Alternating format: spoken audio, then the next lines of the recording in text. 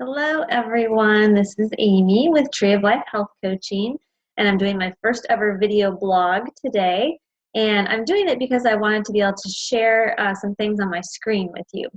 So I'd like to talk a little bit today about food sensitivity testing and nutrient evaluation. And I was motivated to get this done because I was experiencing some headaches after I eat. And I couldn't quite figure out what was causing me to have these headaches. I couldn't pinpoint a specific food. And so I thought I should maybe get some food sensitivity testing done. And then I was also experiencing some brittleness of my fingernails. They would crack and break off very easily. And so I felt that that was an indication that I might be deficient in a specific nutrient. I was specifically concerned about magnesium. So I wanted to have this nutrient testing done so I could just get a good baseline overall as to how my nutrient levels looked. So to start off with food sensitivities, the reason someone might want to get a food sensitivity panel done is if you are a person who maybe has frequent rashes on your skin, if you have an acne problem, if you have headaches. Food sensitivities can look like a variety of things. Like maybe you actually feel bad in your stomach when you eat specific foods, or you eat a food that you're just not sure which one it is. So, but not all food sensitivities present at just the stomach, or I feel bad, or have diarrhea, or gas, or my stomach actually hurts. It doesn't necessarily always manifest that way. So sometimes it can manifest in other parts of your body in ways that you probably can't even begin to guess. But it's really a message from your body going, hey, I don't feel good when you put this inside me. So good testing to get an idea of what those foods might be. And then the nutrient evaluation is a good thing to do. I frequently have clients who are wanting to manage a chronic disease with less medication or a more holistic approach. Or they'd like to get off their medication entirely. And so for people who are interested in that, I will often suggest they get this nutrient evaluation done. And that's because a lot of chronic conditions can stem from nutrient deficiencies at its core. Depression is a good example of an illness that could be caused by a nutrient deficiency. So I think that you could agree that if you were a person who was maybe suffering from mild depression, you were on a very low dose of an antidepressant, but you just felt like, I really want to get off this. It's got some side effects. Maybe you've experienced weight gain, which is definitely a side effect of most antidepressants. And you'd really just like to get off it. I think that if you found out that you had a nutrient deficiency and that all you had to do was kind of backfill that deficiency, that you would choose that option. So I wanted to record this video and kind of tell everybody about this type of testing. So as I mentioned, I was getting headaches. There was one food I was able to pinpoint, and that was ice cream. So I would literally get a headache within 5 to 10 minutes of eating the ice cream. Sometimes I wasn't even done eating it. Like if it was like a blizzard, I wouldn't even be done, and I was already having a headache. And so I was able to figure that out. But some of the other stuff, I just could not pinpoint. So I'm going to go ahead and share my screen here. Well, let me talk just a minute about the testing. So the food sensitivity testing is the one I did is a finger prick. And there are other types of food sensitivity testing. One specific popular one that I'm aware of is called ALCAT testing. It's more expensive than the one I had done, but that is an actual blood draw. So this food sensitivity testing I did was just a finger prick, and then they smeared my blood onto a card in different categories. The nutrient testing was an actual blood draw and a urine sample. And the nutrient testing not only measures your nutrient levels, but it also, the urine part of it measures your absorption rates, how well you're absorbing the food that you're putting in you. So those two kind of went together. The cost for both of the tests together was around just a little over $400. Now, I went to a clinic that has a functional medicine doctor and a chiropractor. The doctor that I met with was the chiropractor, and I went through everything with her. But that is probably a place where you would be able to find information about getting one of these tests done. So I would just urge you to inquire in your local community. If you are local to the Iowa City, Cedar Rapids area here in Iowa, the clinic that I got my testing done at was Back in Line Wellness, and that is located in Hiawatha. So let's go ahead and look at my report, and let me share my screen. One second here. Having trouble sharing my screen. Okay.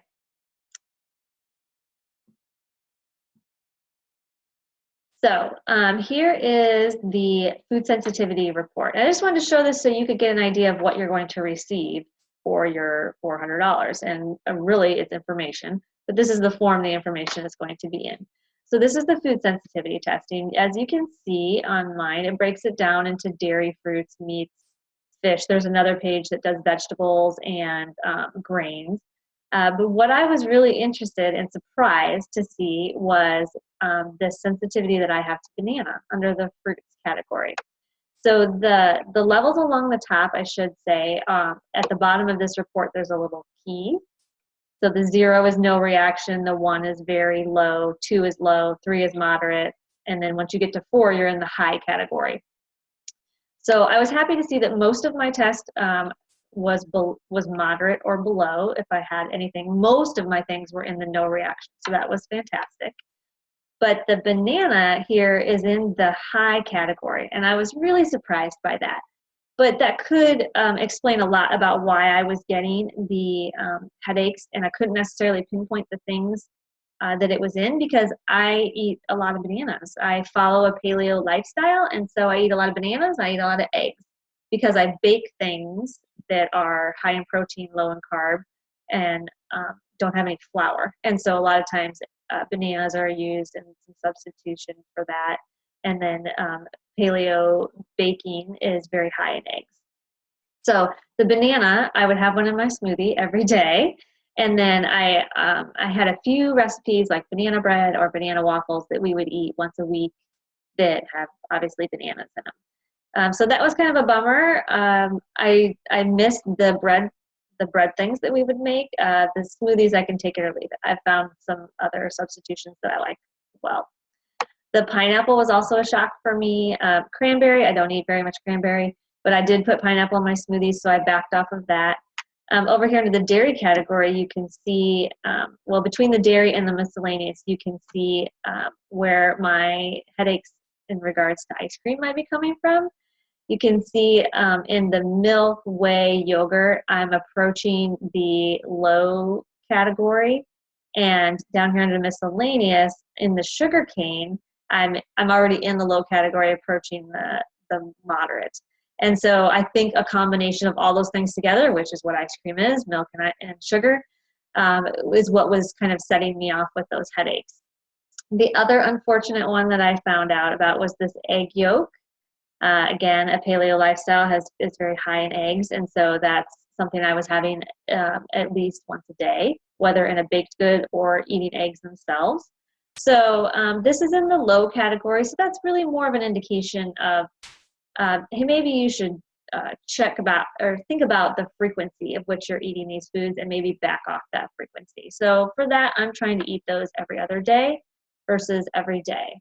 The banana, I just cut that out totally. And with regards to food sensitivity testing, most doctors would recommend that you that you remove a food that's high in your sensitivity to 30 to 60 days, sometimes 90, and really let your intestinal lining kind of heal from being exposed to that food so much. And then you can start adding it back in and see how you feel. And most people, if they allow their body that 60 to 90 days, will be able to eat that food again. Maybe not every day, but on a 3 to 4 day rotation. So it's not like you're going to not be able to eat it forever. And nice to know that our bodies can heal that way, just given a chance. So the rest of my report here, I'll just show you the second page, grains and legumes. You can see it's very thorough, breaks it down into a lot of different categories and types of foods. So that pretty much covers the food sensitivity report. Now on the nutrient evaluation, this is a very thorough report. So NutriVal is the type of test that I did. Again, it was a blood draw and a urine sample. I can't quite see my scroll button here. So the first page is a synopsis of your report. So the green is going to be your A-OK. Don't need to worry about any of those things. You're doing awesome with the way you're eating now. Borderline is like, yeah, you might want to start paying attention to this. It's getting kind of low. And then the red is going to be like, this is like the bells and whistles going off. Hey, you need this, and you're not getting it.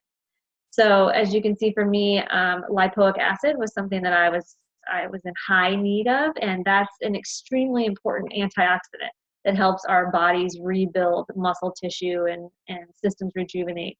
And so you really need that. So that's something that I've decided to take a supplement for. But you'll see here in the report in a little bit, there's the report will show you foods that you can get these nutrients from. So vitamin D and magnesium, I was already concerned about both of those. And I already knew about my vitamin D deficiency, so I had already been working on that.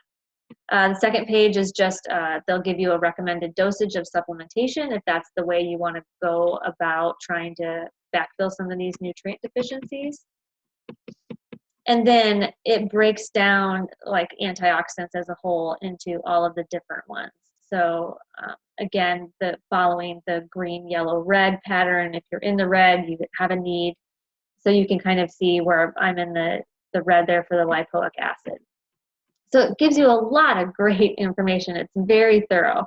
Underneath each one of these, you can see where it would tell you what each one of these nutrients and minerals is used for in the body, what a deficiency might do to your body, and then also how a deficiency might show up or manifest itself, what other conditions it may cause. And then the final thing, which is my favorite as a health coach, because I like to focus on food. I firmly believe that there is a need for supplementation, but I also believe that our bodies are designed to get our nutrients from food. And so if supplements are the only way you can get it, fine, but this report gives you all kinds of food sources to get the nutrients that you're low in. So I love that. Okay, so B vitamins, like I said, it's very thorough. I want to scroll down here too. It gives you the minerals that you're deficient in. It also tells you digestively if you have a need for digestive enzymes or probiotics. You can see I'm approaching the red in the probiotics category. So I was already taking a probiotic, but I don't think it had enough different strains of bacteria. So that was a good indication for me that I needed to find a higher quality probiotic. And this is a fancy diagram. But then it pops into the urine analysis, and this is going to check all of your absorption levels. Luckily, I didn't have any issues with absorption of the vital minerals and nutrients. So I'm just going to breeze through this. But again, I'm going to point out it's an extremely thorough report. I want to pop down into the omega-3 and omega-6 fatty acids. So both very important to how our body operates. The omega-6s are, we need both of them, but we want our ratio from omega-3 to omega-6 to be higher. So more omega-3s than we have than omega-6s. And in the standard American diet, omega-6s are very often found in margarine, vegetable oils, and the processed grains that are in several of our foods.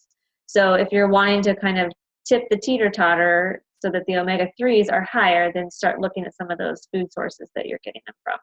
But you can see in this page here, on the top, it's giving me plant-based omega-3, and then down here, it's giving me the fish oil-based omega-3. So you can see in the fish oil, I was fine, but in the plant-based, virtually zero.